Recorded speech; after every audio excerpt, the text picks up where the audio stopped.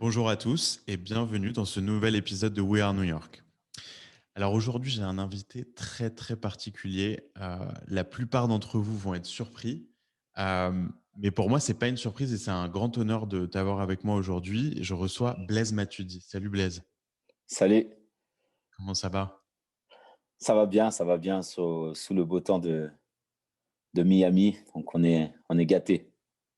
Bah ouais, alors justement, on va se poser la question pourquoi Blaise sur un podcast qui parle des Français qui font rayonner la France aux États-Unis? Bah justement parce que depuis l'été dernier, tu as rejoint le club de Miami, donc l'Inter Miami, qui est d'ailleurs dont le propriétaire est aussi assez connu, c'est David Beckham. On a beaucoup entendu parler de ce rachat de club donc de la MLS, qui est la Major League Soccer des États-Unis. Donc c'est la Ligue 1 américaine en gros. Et c'est pour ça aussi que j'ai voulu te recevoir, pour plein de raisons. En fait, on s'est rencontrés euh, par l'intermédiaire d'une startup dans laquelle tu es beaucoup investi, dans tous les sens du terme, qui s'appelle Slatch, qui est une superbe startup française et dans laquelle tu participes. Et on s'est rencontrés grâce à cette boîte. Et du coup, je me suis dit que ton parcours était particulièrement intéressant parce que là, j'imagine que l'Inter Miami, ça va être le dernier club, a priori, pro de ta carrière. Et donc, la suite s'ouvre à toi. Et toi, tu as pour le coup déjà commencé pas mal à participer à des aventures dans la tech, entre autres. Et donc, je trouverais ça super intéressant de partager ton parcours. Donc, on va parler évidemment de foot, de coaching, de management, de plein de choses, mais aussi des États-Unis et de l'après carrière pro dans le foot. Et juste pour terminer de te présenter très rapidement, mais ça, tout le monde le sait déjà, bah, tu es champion du monde. Merci. Merci, c'est champion du monde, c'est pour un footballeur, ça c'est le Graal. C'est le Graal et c'est le Graal ultime. On a tous des rêves quand on est petit et c'est vrai que j'ai je peux dire aujourd'hui que j'ai une belle carrière, elle est pas finie, mais quand je fais un rétro en arrière, je me dis: «Waouh, j'ai réussi à atteindre ce Graal-là d'être champion du monde». Et si tu regardes bien euh, les archives, il y en a pas beaucoup des champions du monde. Il y en a pas beaucoup. Donc, je fais partie de ces, de ces joueurs-là qui ont réussi justement à franchir cette étape qui est très difficile. Ouais, et justement, quand on parle de la Coupe du Monde, donc 2018 en Russie, parcours fantastique de l'équipe de France, il y a eu quelque chose, je trouve, d'assez intéressant quand tu regardais ça d'un point de vue de management, tu vois, de l'équipe. Didier Deschamps, donc le coach, il a fait des choix assez, tu vois, assez fermes sur les titulaires, les remplaçants, etc. Il y a beaucoup de remplaçants qui n'ont pas joué de toute la Coupe du Monde et pourtant qui ont eu un vrai rôle dans la victoire. On vous entendait beaucoup le dire après dans les interviews. On a reçu régulièrement dans les émissions en France, tu vois, des mecs top comme Adil Rami et d'autres. On dit qu'ils ont eu un vrai impact quand même dans la victoire de l'équipe, même s'ils n'ont pas vraiment joué. J'imagine quand même à titre personnel que ça doit pas être évident d'être sur le banc pendant des gros matchs comme les matchs qu'il y a eu. Mais clairement, les choix qui ont été faits par le coach, bah, ils ont fonctionné puisque vous avez gagné.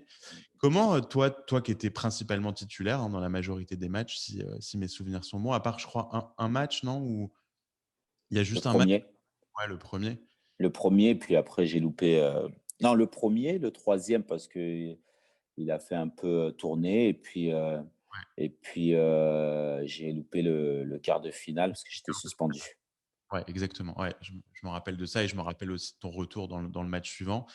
Mais donc, du coup, tu étais, tu vois, largement artisan de la victoire sur le terrain. Comment tu expliques ça, justement, ces choix de coaching, de management? Comment tu le vis quand tu es titulaire et quand tu n'es pas titulaire? Comment ça se passe, en fait, dans les vestiaires?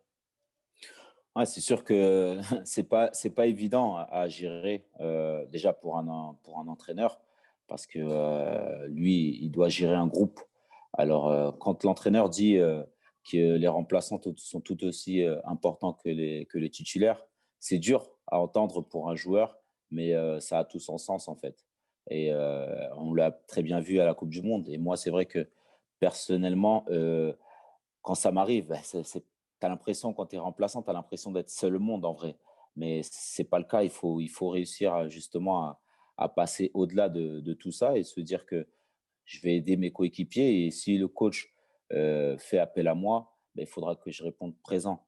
Ouais, Voilà. Et puis, si je peux aider aussi sur le banc de par l'expérience ou que je peux avoir sur certains points, ben, je le fais aussi. On l'a vu à la Coupe du Monde. Quelqu'un comme Adil Rami, voilà, il a eu par exemple, pour sa part, un rôle important, même s'il ne l'a pas joué. Et je peux en citer d'autres. Je pense que euh, pour parler de l'équipe de France et de la Coupe du Monde, ça a eu un rôle important. Je veux dire que c'est vraiment une victoire d'un groupe. Honnêtement, c'est vraiment une victoire d'un groupe. Et quand je me refais le film de cette Coupe du Monde et de nos matchs, il y a pas un joueur que tu peux ressortir, entre guillemets, de cette Coupe du Monde. Alors oui, les gens vont dire, oui, mais Kylian, oui, c'est vrai, Kylian, il était jeune. Et du coup, ça sautait aux yeux parce que c'était le plus jeune et il a eu des actions parfois fulgurantes. Je pense notamment à celle contre l'Argentine. Mais si tu regardes bien toute la Coupe du Monde, ben, oui, chacun y a eu son rôle à jouer. C'est vraiment une somme d'individualités qui étaient ensemble et qui a réussi à se mettre, à fonctionner. Tu vois, c'est ça qui a été génial. Et bon, il y a sur le terrain ce que les gens voient, voient sur le terrain, mais il y a aussi l'en dehors, parce qu'on l'oublie souvent, mais dans une Coupe du Monde, on passe plus d'un mois ensemble, les joueurs, et voilà, moi, je peux vous dire que on a passé des moments extraordinaires. Il y avait une super ambiance, et même les joueurs qui jouaient pas beaucoup, voilà, ils mettaient aussi l'ambiance. Ils avaient leur rôle à jouer. Et on dit souvent que ce qui se passe en dehors, ça se reporte sur le terrain. Et c'était totalement ça, quoi. Cette osmose qu'il y avait entre nous, entre les joueurs, elle était juste extraordinaire. ouais, et honnêtement, tu vas souvent entendre ce genre de discours chez les footballeurs quand ils parlent d'un match, tu vois l'importance du groupe. Et que les individus en fait ne gagnent évidemment jamais seuls, même si on parle Mm. souvent des attaquants qui vont marquer des buts et qui font effectivement monter le score. Mais c'est vrai qu'on l'a jamais aussi senti réel, ce discours-là que tu es en train d'avoir sur le groupe de la Coupe du Monde. Je pense au documentaire qui est paru juste après, le lendemain. On voyait à quel point vous étiez un groupe. Et est-ce que tu crois que ça, c'est un… Bon, déjà, c'est de la magie, c'est-à-dire que la magie a opéré, tu vois, vous êtes retrouvés Mhm. ensemble au bon moment, avec peut-être chacun d'entre vous, tu vois, au top de votre carrière en termes de compétences, tu vois, et puis aussi d'expérience des compétitions de haut niveau. Et c'est ça aussi. Est-ce que tu crois que le plus grand succès d'un coach, c'est d'insuffler cet esprit de groupe malgré les talents individuels qui peuvent parfois sortir du lot? Tu vois, parce que là, on sentait vraiment que personne n'était au-dessus des autres, quoi. Oui, tu parles de Kylian, mais il y a eu toi, il y a eu Pogba, il y a eu, Mm. tu vois, tous les joueurs, en fait, avaient un rôle dans cette équipe. Et Exactement. toi, tu as senti cette osmose ultime, en fait, qu'on sent, j'imagine, très rarement, en fait, dans sa carrière. Oui, exactement, exactement. Et surtout dans ce genre de compétition où tu n'as pas forcément beaucoup de temps. Voilà, je pense que quand tu es en club, tu as toute une année pour se faire. Là, c'est un mois, ça paraît beaucoup, mais c'est aussi peu surtout pour un manager. Et c'est là où il faut féliciter quand même Didier Deschamps qui a été très, très, très fort là-dessus, dans le choix des hommes. Voilà, il a vraiment créé un groupe. Et je pense qu'aujourd'hui, c'est la force pour moi, je pense, d'un manager. Avant de créer des individualités, c'est de créer un groupe, quoi. Voilà, un groupe fort, un groupe peut vivre ensemble et qui soit performant aussi sur le terrain. Il a su faire ce mélange. Et ouais, c'est tout à son honneur. Et c'est dur, c'est pas facile pour un manager parce que tu as aussi les caractères des uns et des autres. Faut savoir les gérer, il faut savoir les connaître. Et je pense que pendant ces 3 ans qui ont précédé la Coupe du Monde, je pense qu'il a su justement amener tout ça pour qu'à l'arrivée, il y ait cette, voilà, cette ultime récompense qui fait que ça fait que l'équipe de France a été champion du monde. Euh, c'est c'est pas donné à tout le monde. Honnêtement, c'est pas donné à tout le monde. Et ça, c'est un réel don en vérité. C'est un réel don et c'est pour ça que pour ma part, je me dis, être entraîneur, c'est quand même difficile. C'est un métier difficile et il faut vraiment avoir, bien sûr, la capacité et la patience aussi et surtout la qualité pour gérer tout ça. Et la pression, tu vois, l'environnement. Et là, on parle quand même de l'équipe nationale. Donc, voilà, c'est vraiment quelque chose que je pense qu'il faut avoir en soi et il l'a. On peut en parler de Didier Deschamps, il l'a et c'est pour ça qu'il a fait de grandes choses et qu'il fait de grandes choses avec l'équipe de France. Et il y a quelque chose qui me vient en tête aussi, c'est que je me dis, et toi, je te pose la question vraiment comme un joueur maintenant qui commence à avoir un peu de recul aussi, tu vois, sur ta carrière et sur les dernières années du foot. Le gros changement tu vois, des 5 à 10 dernières années, mais surtout les 5 dernières années, c'est qu'aujourd'hui, les footballeurs européens, mais c'est vrai pour tous les grands athlètes sportifs du monde entier, vous êtes devenus des célébrités Mhm. grâce aux réseaux sociaux. Tu vois, tout le monde peut suivre vos vies. Est-ce que tu as l'impression que les réseaux sociaux, ça a apporté quelque chose au foot? Euh, Ça a apporté quelque chose? Est-ce que ça a un rôle dans la victoire de l'équipe de France, tu vois, ou au contraire, c'est un challenge à gérer le fait que vous soyez tous des personnalités publiques? Est-ce que tu trouves que ça déconcentre vos parcours parfois? Quel est le rôle, en fait, tu vois, d'Instagram, euh, je sais que toi, tu es actif sur Instagram comme Ouais, beaucoup d'autres ouais, footballeurs. Partage ta vie. c'est un avantage et ça peut être aussi un inconvénient. Tout dépend comment tu réussis à gérer tout ça. Je pense que pour un groupe, c'est pas forcément ce qui va faire la différence.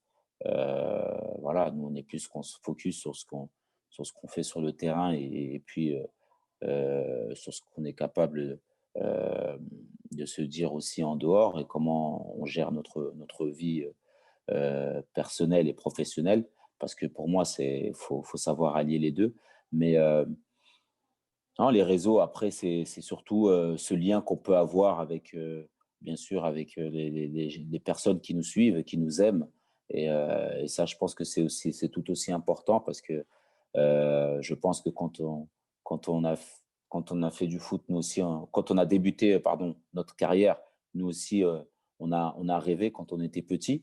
On rêvait de joueurs comme, je vais donner des exemples, comme Zinedine Zidane, comme Ronaldo le Brésilien, comme voilà. Et puis aujourd'hui, on a cette possibilité d'avoir cette Tu précises comment. quand tu parles de Oui, Ronaldo. parce que c'est de ma génération quand j'étais Ah oui, plus petit. Moi, j'ai que 2 ans de différence avec Cristiano Ronaldo que je respecte énormément, qui est devenu un ami quand j'étais à la Juve. Mais quand j'étais plus jeune, j'avais des rêves et c'était plus des joueurs plus âgés, on va dire, et c'était Ronaldo, le Brésilien, par exemple. Donc voilà, je pense que on a eu ce droit de rêver et il n'y avait pas cette proximité-là, on va dire, que l'on peut avoir aujourd'hui grâce aux réseaux sociaux. Et je pense que c'est là justement où ça peut être un avantage pour nous d'avoir justement d'offrir aux gens qui nous aiment cette possibilité d'échanger, de pouvoir d'avoir une visibilité leur concernant. Mais je ne pense pas que ça a un impact sur un groupe en général. ouais, et par exemple, tu parles d'inconvénients aussi potentiellement. Est-ce qu'il y a des règles quand tu es en compétition comme ça, comme la World Cup? Est-ce qu'on vous demande de laisser vos portables de côté avant les entraînements, avant les gros matchs? Tu vois, est-ce qu'il y a des règles qu'on a mis en place justement pour éviter les débordements? Non, non, je pense qu'après, on est adulte. Je pense que voilà, un grand manager laisse forcément la liberté aux joueurs de gérer leur communication. Après, bien sûr, il peut y avoir des rappels à l'ordre. Je pense que c'est important de ne pas oublier l'essentiel. L'essentiel, c'est d'être performant sur le terrain. Ce n'est pas les réseaux sociaux qui vont te rendre performant. Donc, voilà, ça, il faut en avoir conscience. Et voilà, après, il y a ce respect aussi, de laisser un peu de liberté, bien sûr, à chacun de s'exprimer à travers les réseaux. Mais le principal, c'est de pas affecter le groupe en question. Ouais. Hem, le fait que les footballeurs, grâce aux réseaux, tu vois, tu mentionnes Zinedine Zidane, Ronaldo et cetera, donc les années, début des années 2000, Mhm, hem et puis évidemment les grandes équipes des années 90, on pense mhm. au la Hollande Oui. et Rijkaard et Van Basten et Mhm, tous ces très, très grands joueurs. En fait, à l'époque, c'était des célébrités, mais sans vraiment pouvoir tu vois, le vérifier au jour le jour. Tu vois, ils n'avaient pas de fans qui pouvaient les suivre. Et d'ailleurs, c'est intéressant parce qu'avec une de tes aventures entrepreneuriales, Slatch en l'occurrence, il y a cette notion de réflexion autour de comment on donne plus de sens aux communautés de fans autour de célébrités, autour d'artistes, entre mhm, autres. Est-ce que j'essaye de me projeter, je me dis, les joueurs de foot aujourd'hui, bon, Kylian Mbappé, c'est un exemple autour de ça. Ronaldo, je crois que c'est celui qui a le plus de followers sur Instagram mhm. de tous les utilisateurs d'Instagram. Ouais. C'est quand même assez incroyable. Toi, tu as une vie super stable. Enfin, en tout cas, de l'extérieur, ça te donne Mhm. cette impression clairement que tu as un papa. Tu viens d'ailleurs d'avoir un nouvel enfant, donc je te félicite Ouais. à nouveau. Merci. Mais bon, tu as 4 enfants, tu es marié et cetera et de l'autre côté, il y a le côté célébrité qui est nouveau, je trouve, à gérer pour les joueurs de foot. Comment vous le gérez ça? Est-ce que vous avez des agents, tu vois, des communicants qui vous aident à choisir les choses que vous partagez? Ou alors, tu as l'impression que vous faites tout ça un peu, en mode artisanal, comme vous le sentez? Comme je l'ai dit tout à l'heure, je pense que tout dépend des personnes. Je pense que pour ma part, c'est important de, de- de bien faire passer les messages au bon moment et puis tout en respectant les gens qui m'entourent avant tout. Et puis, et puis bien sûr, ma vie professionnelle. Et je pense que parfois, je n'ai pas forcément le recul nécessaire sur des moments bien précis pour pouvoir échanger et communiquer directement. Donc oui, peut-être je peux faire appel, bien sûr, de temps en temps à un communicant qui me permet justement d'avoir ce recul et que le message puisse bien passer parce que malheureusement, comme partout, il y a des personnes qui, qui vont te vouloir du bien, mais il y a aussi des personnes qui, malencontreusement, voilà, vont te vouloir sur un moment bah, du mal. Donc, il faut essayer de faire attention à tout ça, même si on ne maîtrise pas tout. Et c'est toute la difficulté des réseaux sociaux, mais en même temps, comme je l'ai dit, c'est un lien important que tu peux avoir avec tes fans. Aujourd'hui, j'ai des personnes que j'ai pu rencontrer grâce au réseau que j'ai pu, échanger, savoir ce qu'ils pensaient réellement, échanger avec eux, leur donner cette joie, ce bonheur. Et je pense qu'auparavant, c'était beaucoup plus difficile de le faire. Voilà, moi, j'aurais aimé quand j'étais, plus jeune pouvoir, échanger, avec un champion du monde, par exemple 98, mais c'était difficile. J'ai eu la chance de les rencontrer à Clairefontaine parce que j'étais à l'INF. Moi, j'ai été formé à l'Institut national de football de Clairefontaine, donc là où l'équipe de France s'entraîne. Mais il y avait pas forcément cette proximité-là. Et c'est vrai qu'aujourd'hui, grâce au réseau, on peut avoir une certaine proximité. Et ça, je trouve ça génial. Voilà, c'est pour ça qu'aujourd'hui, on est impliqué dans les réseaux et que on a envie justement de donner aussi aux gens qui nous aiment, aux fans qui nous suivent, leur donner ce plaisir aussi parce qu'ils nous donnent tellement que parfois de redonner, ça fait toujours plaisir.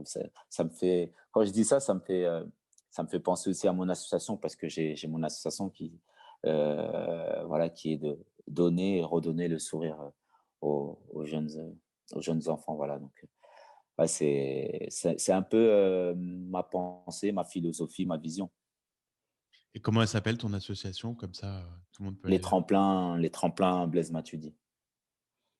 Eh ben, écoute, on va mettre le site, en tout cas, dans les commentaires de l'épisode. Hem, Merci.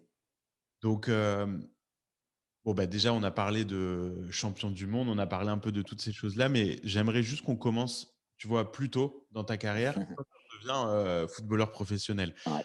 En France, en plus, je veux dire, ou même dans la majorité des pays d'Europe, dire la barre, elle est très, très, très élevée. Tu vois, je vois qu'aux États-Unis, par exemple, il y a des centres de détection, tu vois, qui commencent à se mettre en place. Je crois qu'il y a la Fédération française de football maintenant qui gère des équipes à New York et qui essaye de détecter. Mais bon, je veux dire, avant d'être détecté à New York pour finir dans un championnat européen, la barre, elle est quand même très, très, très élevée. Mais du coup, en France, il y a du monde. Tout le monde aime le foot. Tout le monde joue quand il est petit au foot.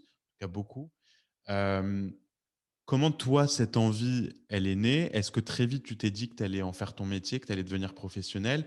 Et puis, c'est quoi les premiers pas de Blaise dans le monde du football professionnel? Comment ça a démarré? Alors, moi, j'ai démarré à l'âge de 13 ans. J'ai eu la chance de pouvoir faire des détections. On appelait ça à l'époque des détections. Donc, c'est une sélection pour entrer à l'INF Clairefontaine, donc l'Institut national de football française, qui à l'époque était très, très réputé pour la formation des jeunes joueurs. Donc, il y avait des joueurs comme Thierry Henry, comme Nicolas Anelka, euh, comme Jérôme Roten, que tu dois connaître, voilà, qui était passé par là. Et donc, voilà, on m'a donné cette possibilité. Faut savoir qu'il y avait 800 gamins pour 27 sélectionnés. Et, Donc et- déjà, c'était et en fait, tu entends parler de cette détection et tu te présentes ou ça vient via ton club dans lequel tu jouais à l'époque? Comment ça? en fait, c'était via mon club dans lequel je jouais à l'époque. J'avais un lien assez proche avec mon entraîneur, voilà, et puis il m'a proposé cela. Donc j'ai commencé par les sélections départementales. Donc j'étais dans l'équipe du Val-de-Marne à l'époque parce que j'ai voulu au CO Vincennes à Paris. Et puis c'est à travers l'équipe du Val-de-Marne que j'ai pu passer ces détections à l'INF Clairefontaine. Donc voilà, et c'est sur des tours, on va dire, on appelait ça des tours. Donc, il y avait, ça commençait au sixième tour et puis après, ainsi de suite, jusqu'au tour final, voilà, où là, on t'envoie une lettre, tu rentres à la maison et puis on t'envoie une lettre pour te dire si tu es accepté pour rentrer à l'INF. Et c'est vrai que quand on m'a dit qu'il y avait 800 gamins et que je faisais partie des 27 sélectionnés, à ce moment-là, je me suis dit, Blaise, tu es passionné de football, mais là, tu as peut-être une réelle possibilité de te donner les moyens bah, de réaliser, pourquoi pas, ton rêve, en fait. Donc, le rêve, je l'ai eu depuis petit. Moi, j'ai commencé très tôt à aimer le football parce que j'ai des grands frères. Mes grands frères jouaient dans des clubs et j'étais toujours là à essayer d'être derrière eux, de les suivre. Et j'étais passionné, quoi. Et voilà, je quittais l'école, je jouais au foot. Voilà, moi, le football, c'était ma vie, quoi. Et, euh, et à l'âge de 13 ans, quand j'ai eu cette possibilité-là, ben, c'est passé de la passion au- à l'envie réelle de devenir footballeur professionnel. Et puis, euh, et puis quand je suis arrivé à l'INF Clairefontaine, j'ai tout de suite senti en fait, de par les entraîneurs à l'époque qui nous dirigeaient, voilà cet esprit, on va dire, de compétition, cet esprit, heu professionnel, on va dire, qui voulait, déjà nous mettre en place. Alors tu vas me dire: «Oui, non, mais vous aviez que 13 ans». Mais oui, on n'avait que 13 ans, mais on était déjà préparés en fait, à l'après. Et c'est vrai que là, il fallait être fort mentalement. Il fallait être fort mentalement parce que tu étais loin de ta famille, quoi. Quand tu as 13 ans, tu es adolescent. Heu, voilà, tu n'as plus tes parents, tu rentres, c'était du lundi au vendredi et puis je rentrais uniquement le week-end. Donc, tu vois, c'est très dur. En plus, moi, quand tu es proche de ta maman, de ton papa, c'est pas évident, quoi. En fait, c'est comme si on t'enlevait un peu ton adolescence. Mais en fait, moi, j'aimais tellement le football que je me préoccupais pas de ça, en fait. J'avais qu'un objectif, c'était de devenir professionnel et très vite, j'ai appris, voilà, ce qu'il fallait pour moi me donner cette chance-là. Et donc, par la suite, j'ai fait 3 ans à l'INF Clairefontaine. J'ai signé par la suite à l'Estac. Alors, pourquoi l'Estac? Parce que les gens peuvent dire non, mais pourquoi il a signé à l'Estac? Il aurait pu aller à Lyon, à Paris, à Rennes, par exemple, qui étaient au niveau des clubs, qui étaient plus renommés, on va dire, qu'un club comme l'Estac. Mais c'était réfléchi dans ma tête parce que je m'étais dit, je vais me donner la possibilité de, de sortir professionnel. Il y a plus de chances. Aujourd'hui, j'aurais plus de chances de sortir professionnel à l'Estac, par exemple, où il donne plus de chances aux jeunes, Ouais. plutôt qu'à Paris ou à Marseille ou à Rennes, où il y a déjà des stars qui sont déjà là et il y a un réel business qui est fait autour de ces clubs pour avoir cet accès-là professionnel. Donc, c'était mon étape. Et puis, voilà, donc j'ai fait 2 saisons au centre de formation à l'Estac et puis là, un jour, tu as Jean-Marc Furlan qui était l'entraîneur à l'époque, qui avait besoin d'un jeune joueur et pour qu'il vienne s'entraîner et puis là, l'entraîneur des 18 ans de l'époque, lui dit, «Voilà, moi j'ai un gamin, il a rien à faire avec nous, il f tu devrais le regarder, quoi». Et donc, le lendemain, Jean-Marc Furlan, alors ça m'avait marqué, c'est que Jean-Marc Furlan qui, maintenant que je considère comme un deuxième papa, qui était venu me chercher au centre de formation. Donc c'est fort, un entraîneur, qui joue la montée parce qu'il jouait la montée en Ligue 1 à l'époque. Il vient te chercher au centre d'entraînement, donc il prend sa voiture en tant qu'entraîneur, il vient te chercher toi, le gamin de 18 ans, pour te ramener à l'entraînement. Donc j'ai trouvé ça fort et je me suis dit: «Faut que je lui rende ce qu'il m'a donné, en fait». Et et donc quand il est venu me chercher, donc j'ai fait une semaine et puis après je suis plus jamais redescendu, quoi, avec les 18 ans. Donc voilà, ça a commencé comme ça et après, 6 mois après, je signe mon premier contrat professionnel et puis après c'est parti. C'est parti, les stacks, 2 saisons, Tu on joue jouais le maintien là. tu jouais beaucoup dans l'équipe? Bah, la première année, en fait, on était en Ligue 2, ils jouaient la montée, donc le coach, me disait, j'avais 17 ans, le coach me disait, qu'il voulait me protéger, me couver, donc j'ai pas joué beaucoup et puis, la quand on est monté en Ligue 1, donc l'année suivante, je me suis dit: «Bah, comme j'ai pas beaucoup joué, en Ligue 2, bah, en Ligue 1, je vais pas jouer, quoi». Et là, je m'assois un jour et l'entraîneur, donc il déballe, le tableau de bord parce que chaque manager a un tableau de bord pour annoncer, l'équipe qui va jouer, le soir même. Bah, là, je vois mon nom, en fait et tu vois, il m'avait pas parlé dans la journée et tout et du coup, je vois mon nom sur le tableau et là, mon cœur, il bat à 100 000 à l'heure, quoi, parce que je me dis: «Mais c'est pas possible, je vais démarrer, premier match de Ligue 1, tu vois, c'est le premier match de l'équipe. En plus, c'était dans un stade chaud, c'était le stade de l'OGC Nice à l'époque, tu vois, c'était la belle ambiance dans leur ancien stade. Et là, j'avais une grosse pression, quoi, une grosse boule au ventre. Puis après, ça s'est bien passé. Et puis après, j'ai fini avec 33 matchs dans l'année avec l'un des joueurs les plus utilisés de l'équipe. Et voilà, c'est parti comme ça. La deuxième année, donc on est descendu. Et quand on est descendu, ben, moi, il fallait que je continue mon chemin.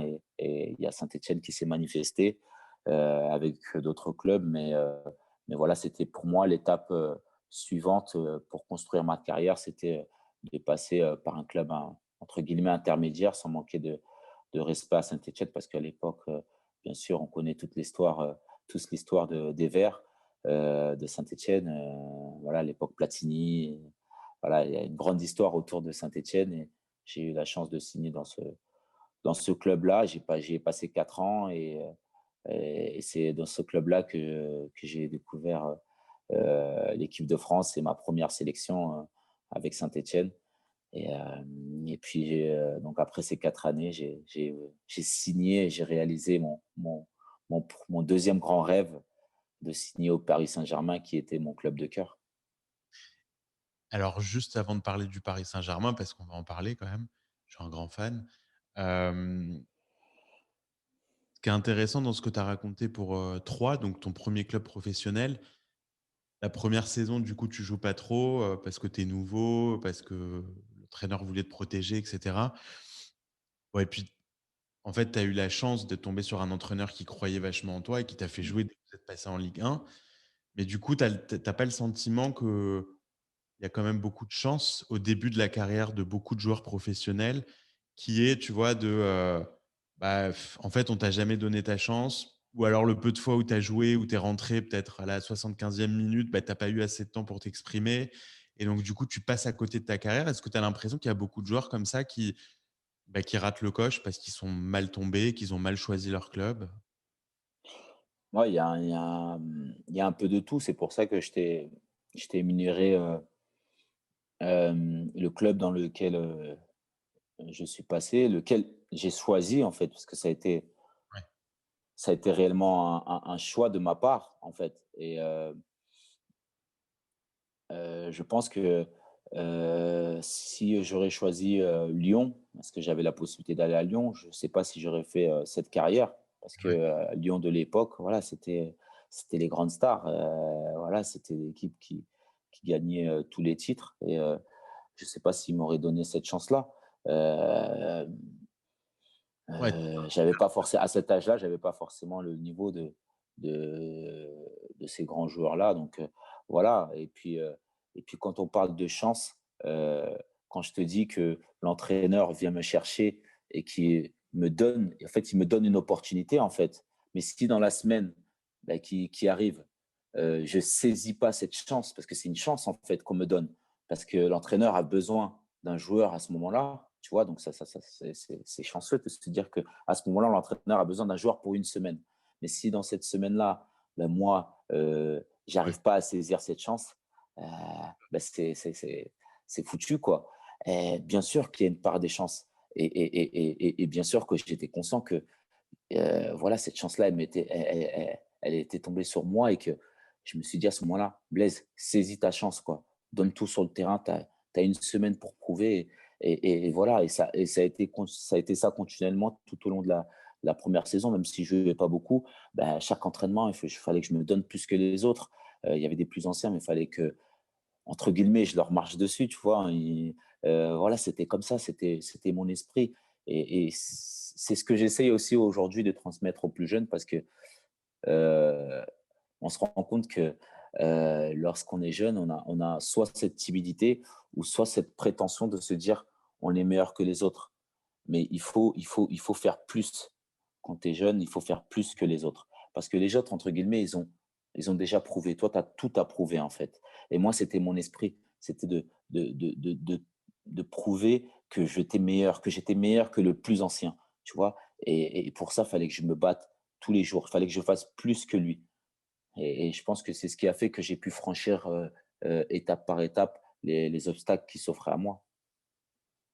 Ouais, non, mais c'est vrai, c'est marrant parce qu'il y a il y a tellement de parallèles en fait avec le business, tu vois, avec les boîtes en général. C'est vrai que souvent dans ta carrière, on va te donner ta chance et c'est à toi de la saisir. Mais il y a toujours une partie de chance, il y a toujours une partie de magie, Ouais. de rencontre. Et c'est exactement pareil. Il y a beaucoup de parallèles avec ce que tu racontes. La même façon, les coachs qui savent créer des groupes, c'est pareil. Les boîtes qui réussissent aujourd'hui, quand tu regardes des boîtes comme Tesla, des boîtes comme Uber, Mmh. comme Airbnb, comme Facebook, en fait, t'as des managers à la tête qui ont su créer des équipes, un mélange de talents, un mélange de talents en potentiel, tu vois, qui sont pas encore des talents révélés parce qu'ils sont plus jeunes. Mmh. C'est ça les meilleurs coachs.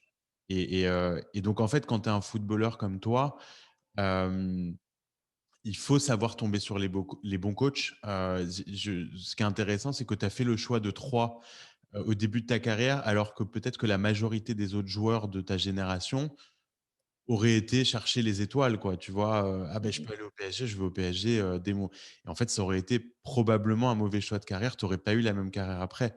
Donc Mmh. j'imagine que tu as dû être conseillé aussi, parce que quand tu Ouais, es jeune, tu as pas forcément cette maturité. Hem, mais c'est vraiment, heu, c'est une suite de bons choix. Il y a une vraie stratégie, en fait, de carrière et exactement. c'est vrai qu'on voit des fois des grands joueurs qui ont un peu raté leur carrière parce qu'ils ont pas fait les bons choix ou parce qu'ils ont suivi les mauvaises personnes, les mauvais objectifs.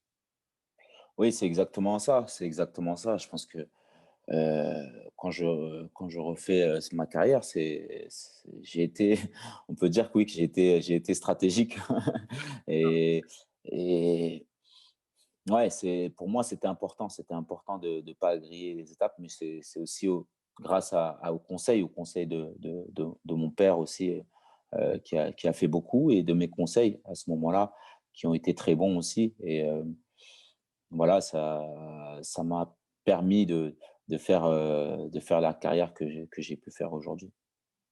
Alors justement, pour parler de la suite de ta carrière, donc tu rejoins le PSG, tu joues longtemps au PSG. Tu joues Mmh. 6 ans, c'est ça? Entre 2011 et 2017? Oui, pour te dire vrai, si j'aurais pu, terminer ma carrière au PSG, je l'aurais fait avec grand plaisir. Voilà, le PSG, c'est mon club de cœur, c'est le club que j'ai toujours rêvé, d'être et puis, voilà, moi, j'étais petit, j'allais au parc, je voyais, les exploits de Gigi Okocha. Bon, c'est vrai que ça parle pas à tout le monde, mais voilà, c'est ça, quoi. C'est PSG, bah, c'est la ville, d'où je viens, c'est Paris, c'est, heu, c'est tout pour moi, quoi et quand j'ai eu cette opportunité, bah, j'ai pas hésité, quoi.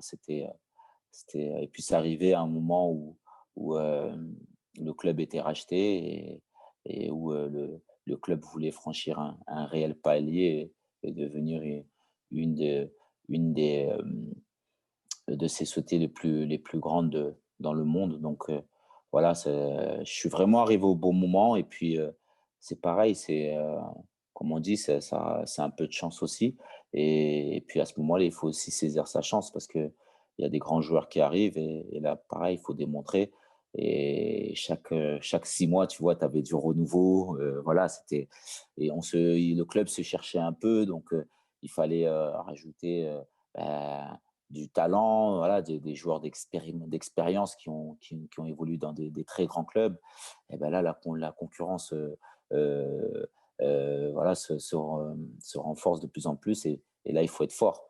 Il faut être fort et j'ai su l'être. J'ai su, tirer mon épingle du jeu, pardon et voilà, 6 ans, je pense que ça a été, de très belles années. J'ai passé de très bons moments là-bas et je pense, voilà, j'ai joué, plus de 300 matchs sous les couleurs du Paris Saint-Germain et aujourd'hui, j'ai laissé une très belle image, même encore aujourd'hui quand je rentre, à Paris, il y a toujours ce petit mot gentil, tu vois? Que des Ouais. gens qui me disent, voilà, que tu devrais revenir au PSG, voilà, tu nous manques. Ça fait plaisir parce que ça démontre que, bah, ce que j'ai fait sur et en dehors du terrain, c'est pas passé inaperçu et voilà, j'ai été moi-même, quoi. J'ai donné, le Ouais. maximum que je pouvais pour l'amour du club que j'avais et tout simplement.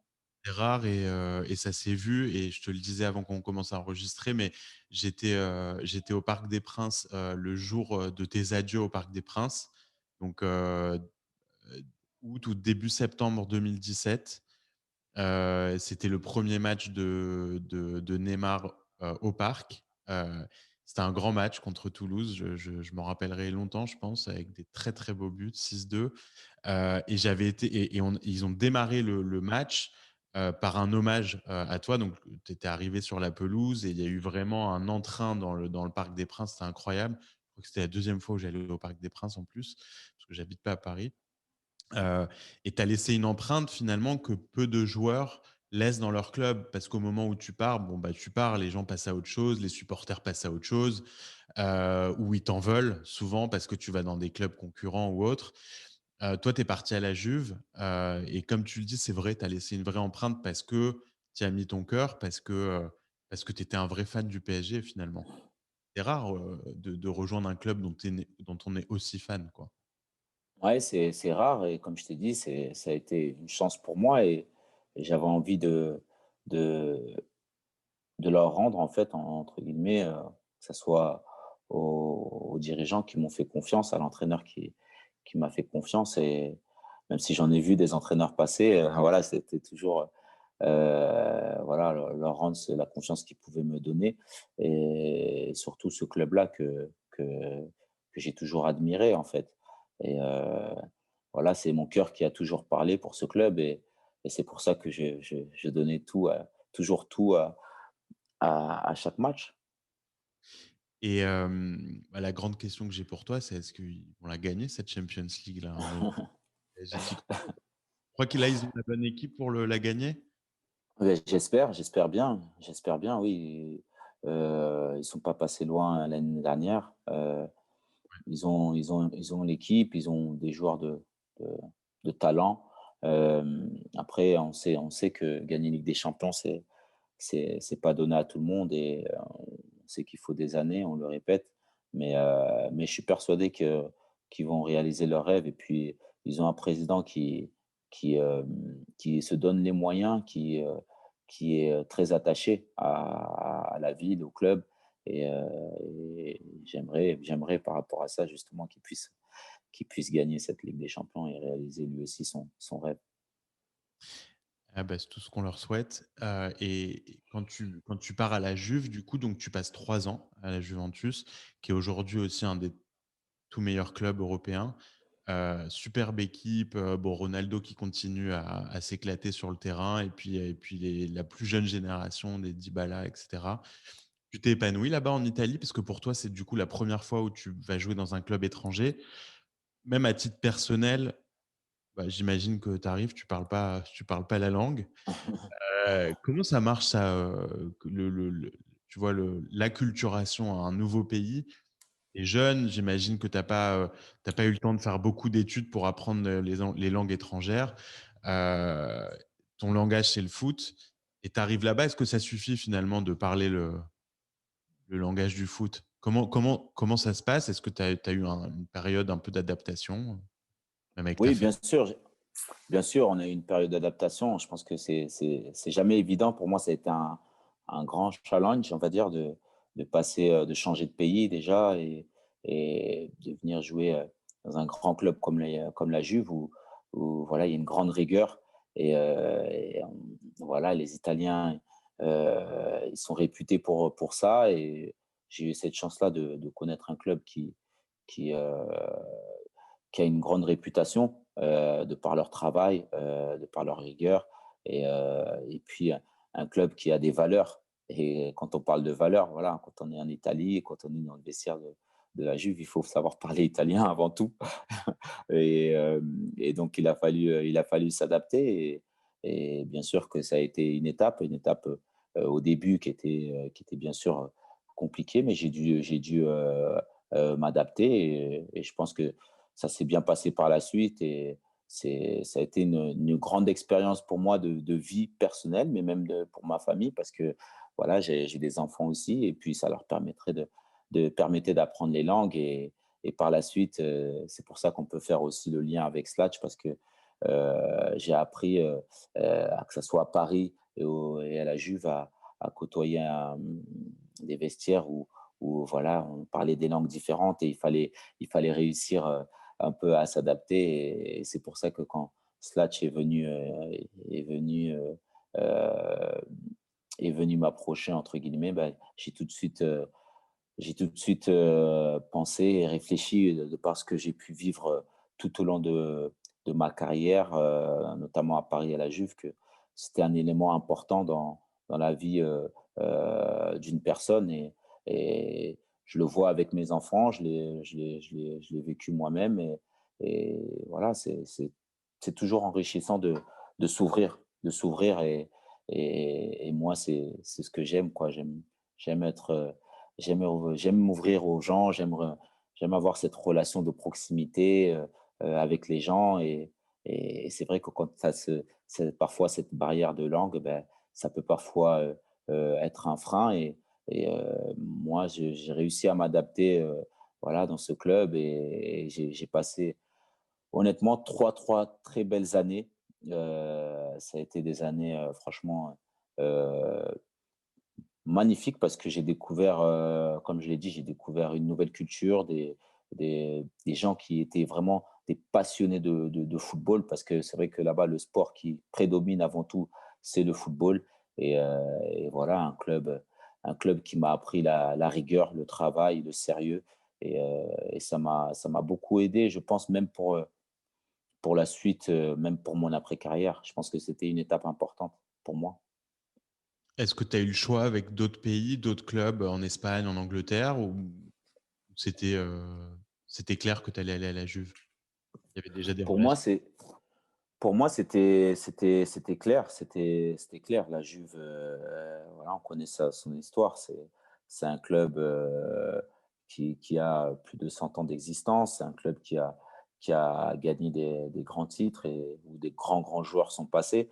Voilà, donc ça a été, pour moi un choix, bien sûr, on va dire difficile à la fois parce que tu quittes ton club de cœur, mais facile dans le sens où, voilà, c'est un peu comme, une suite logique à ta carrière, tu vois? Tu Troyes, Saint-Étienne, tu réussis à aller à Paris, à t'imposer au Paris Saint-Germain et puis là, tu vas découvrir l'étranger dans un club, historique, mais qui est très grand et pour moi, ça, c'était important, voilà, dans ma carrière de pouvoir découvrir ça. Donc du coup, bah, après la Juventus, après Turin, tu décides, bah, d'aller, de l'autre côté de l'Atlantique, tu vas aux États-Unis. Du coup, c'est un choix quand même, pas courant pour les joueurs de foot, européens. Tu en as certains qui l'ont fait, je me rappelle de Djorkaeff, Thierry Henry, je crois, qui ont tous les 2 joué à New York. Il y en a eu d'autres, mais pas non plus beaucoup. J'imagine que pour certains d'entre vous, de venir jouer ou finir votre carrière aux États-Unis, ça vous permet aussi de vivre aux États-Unis, qui est un pays où le sport est roi. Et peut-être que toi, à titre personnel, tu avais envie de venir vivre aux États-Unis avec ta famille. Qu'est-ce qui t'a donné envie en fait de venir à Miami?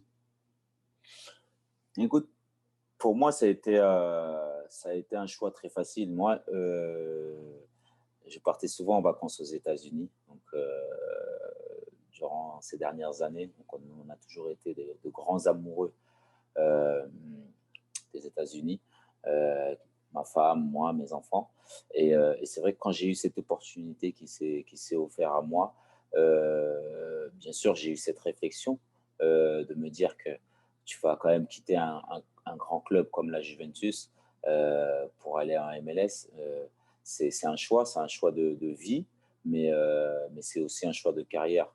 Hem, alors quand tu fais un peu le tour, tu te dis, tu as fait des étapes, tu as fait, Paris, tu as fait la Juve, mais aujourd'hui, moi, je suis quelqu'un qui aime les challenges et je me suis dit: «Voilà, ce challenge-là, il est de jouer en MLS et de montrer aussi, que tu peux gagner en MLS, que tu peux gagner, tu peux, faire connaître, le club de l'Inter Miami à travers le monde». Voilà, ça fait partie de mon challenge et voilà, c'est pour moi, c'est découvrir aussi une ville comme Miami, pour moi, c'était juste magnifique, quoi. Pour moi, ma famille, c'est une étape, qui, qui était importante, dans ma carrière. Voilà, j'avais envie de découvrir ça et pas seulement pour le foot aussi, il faut être honnête, pour ma vie, d'aujourd'hui, mais celle aussi de demain. On parle, je suis quelqu'un qui réfléchit beaucoup, à demain parce que, dans une carrière, ça va très vite. J'ai 33 ans, je vais sur mes 34 ans. Il faut penser à demain aussi et je me suis dit que les opportunités aux États-Unis, on pourrait en avoir. Ça fait partie, de mes rêves et voilà, pourquoi pas découvrir le rêve américain. Voilà, donc aujourd'hui, j'y suis et je suis très heureux et voilà, ça fait partie de l'étape de l'étape d'après en vérité. Et je suis content parce que après 6, voire 7 mois passés, je, suis, je pense avoir fait le bon choix et j'ai tout de suite une vision euh, sur demain et que je n'avais pas lorsque j'étais à la Juve parce que bien sûr il y avait cette obligation de résultat que j'ai toujours aujourd'hui, mais j'avais pas cette vision d'après. Et alors, je sais pas, peut-être le fait de jouer dans des grandes compétitions tous les 3 jours avec l'équipe de France aussi, c'est vrai que là, euh, je vois aussi l'esprit qu'ont les gens ici aux États-Unis. On a l'impression que ici, les gens aux États-Unis, voilà, c'est l'entrepreneuriat, entreprendre, faire des choses, c'est encore un niveau au-dessus et c'est ça qui me plaît. Ça a été la raison pour laquelle je suis venu ici et aujourd'hui, j'en suis très heureux. Ouais. Bah, c'est la question que j'allais te poser, donc tu fais un très bon pont avec la suite et la fin de notre conversation. Mais justement, sur l'après-foot, c'est très intelligent comme choix en fait de finir sa carrière aux États-Unis quand tu as déjà en tête la suite de ta carrière. Quand on regarde la différence entre les grands sportifs européens, les grands sports en Europe, en tout cas où les sportifs sont connus et gagnent bien leur vie, c'est le foot, c'est le tennis. Euh, je ne sais pas s'il y en a beaucoup d'autres, mais en tout cas, c'est les deux premiers qui me viennent en tête. Aux États-Unis, tu en as beaucoup plus. Tu as beaucoup plus de grands sportifs de haut niveau. Et puis aussi, tu en as beaucoup plus qui deviennent de gros businessmen après leur carrière. Donc ça, moi, quand je t'entends parler, quand je vois déjà ce que tu fais un peu aujourd'hui, ben, j'ai l'impression que tu es clairement au bon endroit. Donc toi, ça veut dire que tu te vois faire ta deuxième carrière. Pour l'instant, tu te vois bien aux États-Unis, en tout cas.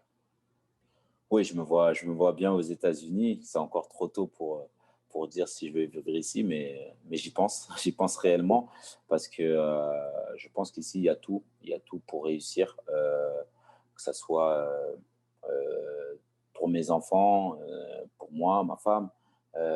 Voilà, j'ai des ambitions, même après ma carrière. Et voilà, je suis un gagnant voilà, j'ai toujours été gagnant dans ma tête, dans ma vie. Et, et voilà, j'ai envie de continuer à gagner en fait. Peu importe le challenge qui s'offre à moi, mon but ultime, c'est de toujours sortir vainqueur. Et je pense que tu as le mindset parfait pour être aux États-Unis. Je pense que tu vas te plaire ici. La question qui me vient en tête, c'est euh, est-ce que tu t'intéresses par exemple au monde des sportifs américains? Est-ce que tu as des accès aux sportifs américains? Est-ce que tu as envie de pénétrer ce network, ce réseau des joueurs de NBA qui jouent à Miami Heat ou dans les autres équipes? On voit régulièrement sur les réseaux que certains d'entre vous, tu vois, sont potes avec le dernier exemple que j'ai en tête, c'était Kylian Mbappé et LeBron James, je crois, qui se taguent, etc. Il y a de plus en plus d'interactions. J'ai l'impression aussi que les joueurs de NBA aux États-Unis sont de plus en plus intéressés par le football européen. C'est de plus en plus branché, tu vois, à leurs yeux. Donc, du coup, il y a probablement des choses à faire ensemble. Est-ce que toi, tu essayes de rentrer dans ce monde du sport américain? Oui, je m'y intéresse tout simplement parce que c'est beau à voir. Voilà, j'ai découvert aussi la NBA, je connaissais, mais j'ai découvert le football américain. C'était au C'est Super un beau Bowl sport d'ailleurs. aussi. Je sais que c'est le sport. Ouais, j'ai été au Super Bowl, c'était Ouais, une c'était fou. magnifique expérience et voilà, je pense que il faut s'intéresser. Je m'y intéresse et c'est plaisant parce que ça fait partie aussi de mes pensées, c'est de s'ouvrir aussi aux gens, à ce qui se fait autour aussi. Et, euh, et la NBA, bon, j'ai toujours été un fan de NBA et j'ai mon ami, enfin j'en ai quelques-uns, hein, Rudy Gobert, Sergi Ibaka, avec qui j'échange pas mal. Et voilà, je pense que c'est bien sûr qu'ils peuvent être de bons conseils pour moi parce que ça fait des années maintenant qu'ils évoluent aux États-Unis et je pense que mutuellement, on pourrait se soutenir. Et c'est bien entre sportifs, justement, d'avoir ce lien-là, même si on a des sports différents, mais à l'arrivée, on a tous des mêmes objectifs, voilà, que ce soit pendant le sport ou après. Euh, Moi, je pense que de par mon âge, je vais plus parler pour les jeunes joueurs, j'ai plus cet esprit de conseil.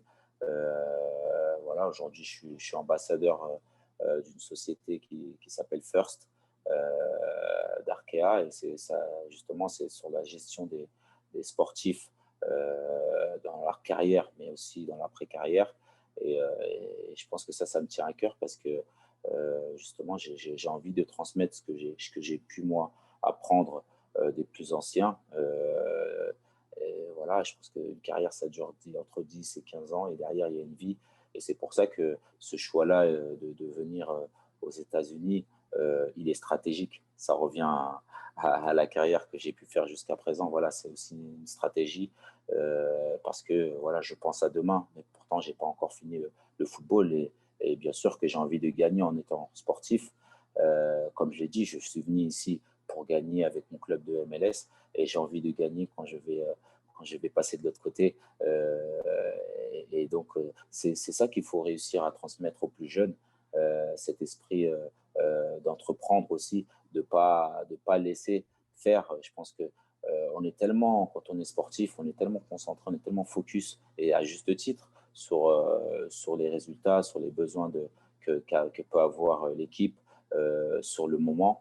Mais une carrière, ça va très vite. Ça va très vite, et il faut avoir ce recul-là, bien sûr, avoir les bons conseils, et aussi faire un travail sur soi pour penser à demain. Parce que on voit beaucoup de sportifs, malheureusement, euh, euh, finir après leur carrière en difficulté parce que justement, ils n'ont pas eu ce recul nécessaire. Donc justement, tu parles de l'après-carrière, mais pendant même la carrière de footballeur, vous commencez en général à avoir des vrais revenus pour pas mal d'entre vous. Vous devez être sollicité de tous les côtés. Je me mets à votre place et je me dis le nombre d'entrepreneurs, le nombre de projets immobiliers, de chaînes de restaurants, etc., qui doivent penser à vous parce qu'ils se disent bah, d'un côté, on peut lever de l'argent avec ces sportifs. Et de l'autre côté, idéalement, on pourra un jour peut-être utiliser leur image. Ça peut nous aider pour notre marketing, etc. Donc, il y a beaucoup de monde en fait qui veut travailler avec vous. Euh, la première question que j'ai pour toi, c'est comment tu fais tes choix au fur et à mesure, parce que j'imagine que beaucoup de gens autour de vous vous conseillent de faire des investissements le plus tôt possible. Mhm. Alors, l'immobilier, ça doit être le truc numéro un, mais il doit y Ouais. avoir beaucoup de choses. Et justement, toi, tu es entre autres investisseur et tu participes à pas mal d'aventures dans la tech. Et c'est comme ça, justement, je le disais tout à l'heure qu'on s'était connus. Tu travailles avec une boîte et tu bosses. Tu as l'air d'être vachement impliqué dans cette boîte qui s'appelle Slatch, qui est, pour ceux qui ne connaissent pas encore, parce que c'est encore tout nouveau, un espèce de WhatsApp, une app de messagerie instantanée, de call aussi, mais qui traduit en temps réel les conversations. Assez impressionnant, ça marche hyper bien. La techno marche hyper bien. Tu es impliqué là-dessus, tu es impliqué dans une autre boîte qui s'appelle iCare, qui est une espèce de bague connectée pour les sportifs, euh, mais pas pour, forcément que pour les athlètes, pour tout le monde. Euh, donc, tu es, déjà hyper actif. En tout cas, j'imagine pas au niveau que tu le voudrais parce que tu es encore footballeur. Mais pour résumer, ma question, c'est comment on fait des choix d'investissement quand on est dans ta position? Comment on sélectionne les investissements? Et puis demain, quand tu auras fini ta carrière de footballeur, est-ce que tu vas vouloir être entrepreneur, monter toi-même ton ou tes projets, ou plutôt participer à plein de choses? Comment tu vois les choses? J'ai eu la chance d'avoir, bien sûr, mon père qui a toujours été de bons conseils à ce niveau-là. Alors, je vais reprendre un peu ce que tu as dit. L'immobilier, ça a été la base, ça, quand j'étais un peu plus jeune. Voilà, parce que c'est la pierre, parce que la pierre, ça reste. Et, c'est sûr qu'à ce niveau-là, j'ai fait pas mal d'investissements sur la pierre. Et puis avec le temps, quand j'ai commencé à grandir, et notamment quand j'ai commencé les dernières années à Paris, j'ai commencé à m'ouvrir un peu à ce qui se faisait dans la tech. Je sais pas, ça m'a ça m'intriguait en fait. Ça m'intriguait et puis quand je suis arrivé à la Juve, j'ai eu la chance et pour moi, je sais pas si c'est une chance, mais c'est comme un destin. Tu vois, j'arrive dans une nouvelle ville, dans un nouveau pays, et puis il faut que je m'adapte à la langue en fait, parce que moi je parle français et il faut parler italien et j'ai rencontré voilà le fondateur de Slatch et voilà avec cet outil qui pour moi est juste extraordinaire, c'est de casser les barrières de la langue. Et voilà, et pour moi, c'était exactement, ça me représentait en fait, parce que voilà, je découvre un pays, j'ai pas forcément la chance d'échanger avec les gens et et là j'ai cette possibilité de m'ouvrir aux gens, de différentes cultures. C'est ce que je retrouvais dans mon vestiaire. Mais après, avec le temps, j'ai découvert que c'était pas seulement ça. C'est on retrouve ce problème pour des personnes aussi lambda. Moi, j'ai le souci aujourd'hui, par exemple, avec ma femme de ménage, par exemple. Euh, voilà, je pense que euh, c'est un outil qui te permet voilà, de t'ouvrir et d'avoir justement cette ouverture de culture, de différence euh, euh, pas de différence, mais justement de rapprocher les gens, de casser ces barrières. Et ça m'intéressait énormément. Alors, tu me diras pourquoi la tech. Moi-même, je ne sais pas au départ parce que voilà, quand on parle d'un sportif, on se dit bah, le sportif, lui, c'est le football. Ça veut dire que plus tard, c'est d'être entraîneur. Non, moi, je voulais découvrir autre chose. Je voulais justement euh, avoir, euh, avoir cet esprit d'entreprendre, de faire les choses. Et c'est pour ça que cette possibilité-là, quand ça s'est offert à moi, ben, j'ai tout de suite, je me suis tout de suite intéressé et ça me correspondait bien en fait.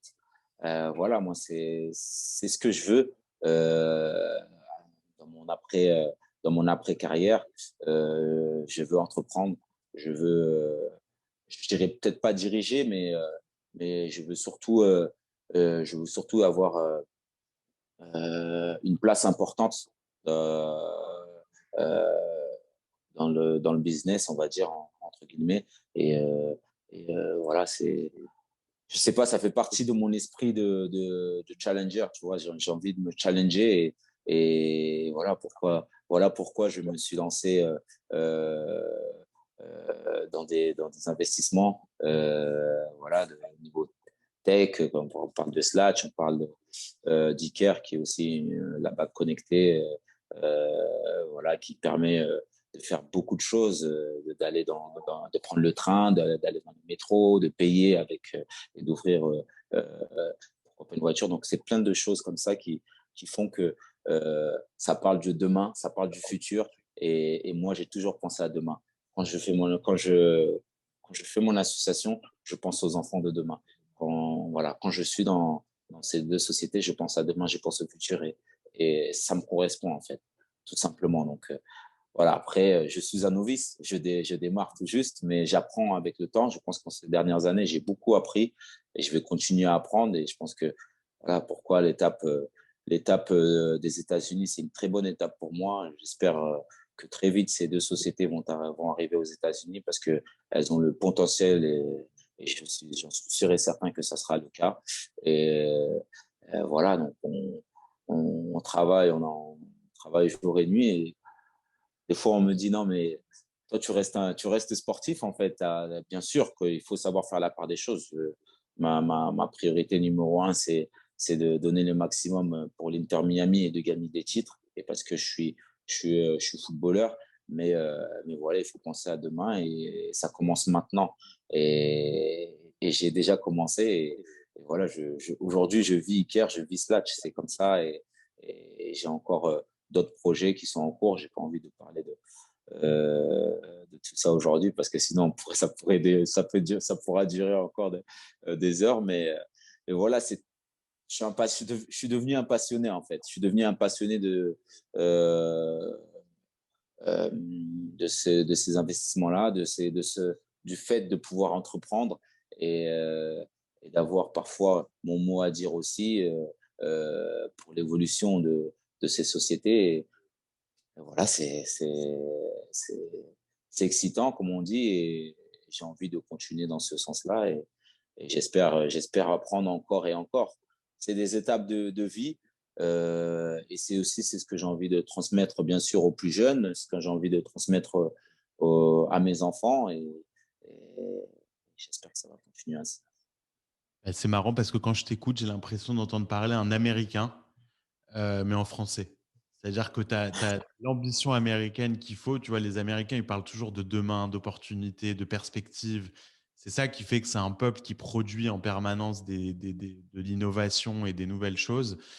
Donc, je pense que tu es au bon endroit. Tu es au bon endroit, Blaise, à Miami, aux États-Unis. En plus, Miami, en ce moment, c'est incroyable. Ça a le vent en poupe. Je ne sais pas si tu t'en aperçois de ton point de vue, mais beaucoup de gens qui quittent New York, qui vont s'installer à Miami. Bon, la pandémie a eu un rôle Mhm. là-dedans. Mhm. Plus d'espace, on a envie de respirer, on a envie de vivre. Et c'est vrai que Miami, ça reste quand même une des destinations aux US où on vit. Mhm. Euh, donc, ouais, clairement, bon endroit. Et puis, super marque aussi, l'Inter Miami, je trouve. Euh, la marque que vous créez sur les réseaux sociaux, la marque tout court, on a envie d'acheter le maillot. Moi, j'ai joué avec l'Inter de Miami sur FIFA la semaine dernière contre mon fils qui avait pris le Bayern de Munich et j'ai marqué un but avec toi, tu vois, donc comme quoi tout est possible, tu vois, tu peux battre le Bayern de Munich euh, cet été. Non, mais c'est bien que tu fais le lien avec l'Inter Miami et cette marque. Et c'est là où je vais rebondir sur David Beckham, voilà, dans le domaine de l'entrepreneuriat, c'est le plus grand des exemples aujourd'hui. Et voilà, il a démontré que à travers sa carrière, mais surtout au-delà, il a réussi à rester, on va dire, euh, aussi connu qu'il l'était quand il était footballeur. Et ça, c'est grâce à ce qu'il entreprend aujourd'hui. Et je pense que je suis bien tombé en étant à l'Inter de Miami. Ça a fait aussi partie de ma réflexion, voilà, de me dire que j'ai quelqu'un au-dessus de moi aujourd'hui que j'appelle le patron, mais c'était un ami quand il était au Paris Saint-Germain, parce qu'il a évolué aussi au PSG, voilà, qui puisse aussi me donner de bons conseils. Et voilà, aujourd'hui, j'ai cette chance-là d'être à ses côtés et j'espère qu'il va aussi beaucoup m'apprendre à ce niveau-là, même si euh, à la base, il a besoin de résultats. Et donc, il faut que je sois performant sur le terrain. Tu rêverais d'être président de club un jour ou propriétaire de club? Ou tu penses que tu auras envie juste de passer à autre chose et d'expérimenter avec tout le reste que tu n'as pas encore pu essayer, la tech et le reste? Ouais, j'ai envie d'expérimenter. J'ai envie d'expérimenter. Bien sûr que j'ai des projets aussi dans le football, mais c'est des projets qui ont un peu plus de hauteur, on va dire. Voilà, ça fait partie de mes ambitions. Voilà, j'ai pas forcément envie d'être sur le terrain, mais j'ai envie d'avoir de la hauteur, avoir une vision un peu plus globale du football. Je pense aujourd'hui avoir acquéri pas mal d'expérience de par les clubs où je suis passé, de par les dirigeants que j'ai pu côtoyer, des personnes aussi autour du football avec qui j'ai pu échanger. Voilà, et je vais encore gagner en expérience. Et je pense que ma vision, elle est assez globale. Ça revient à ce que tu me disais tout à l'heure. J'ai vraiment envie de m'ouvrir. J'ai vraiment envie de m'ouvrir et, euh, et bien sûr, cette ambition de diriger, oui, je l'ai en tête et ben, à moi de me former pour ça. Ouais, tu es encore tellement jeune, tout est encore possible et plus que jamais. Ben, en tout cas, c'était un discours plein de sens, hyper positif, vraiment agréable à écouter, de voir cet optimisme et cette ambition et à quel point le foot et les joueurs de foot, finalement, vous êtes des artisans de l'éducation aussi tu vois, de nos enfants à tous qui sont inspirés par vous, et puis plus on entend des discours comme ça et plus on est fier en fait que nos enfants continuent à être inspirés par des gens comme vous parce que vous respirez l'espoir et le fait aussi que tout est possible, que quand on commence de rien, on peut arriver à quelque chose. C'est vrai dans le business, c'est vrai dans le sport, c'est vrai dans plein d'autres domaines. Et c'est vraiment un grand bol d'air que de t'écouter, Blaise. Donc, merci beaucoup d'avoir passé le temps avec moi. Je sais que ton emploi du temps est chargé surtout en ce moment. Donc vraiment, c'était un grand plaisir et merci aussi de m'avoir fait passer pour un papa hyper cool pour mon fils Isaac, qui est un grand fan de toi, de l'équipe de France et du PSG. Merci beaucoup. Ben, tu nous feras un grand bisou de ma part. Ouais. Et puis, moi aussi, j'ai passé un super moment, très agréable et ça m'a permis, c'est rare que je puisse être naturel comme j'ai pu l'être aujourd'hui. Et donc, je te remercie de m'avoir permis ce, ce moment-là. Bah, écoute, c'était un grand plaisir. Merci de t'être livré. À très bientôt, Blaise, et on va te suivre de très près maintenant que tu es aux États-Unis. Salut Merci. À bientôt. sur We Are New York. Bye bye.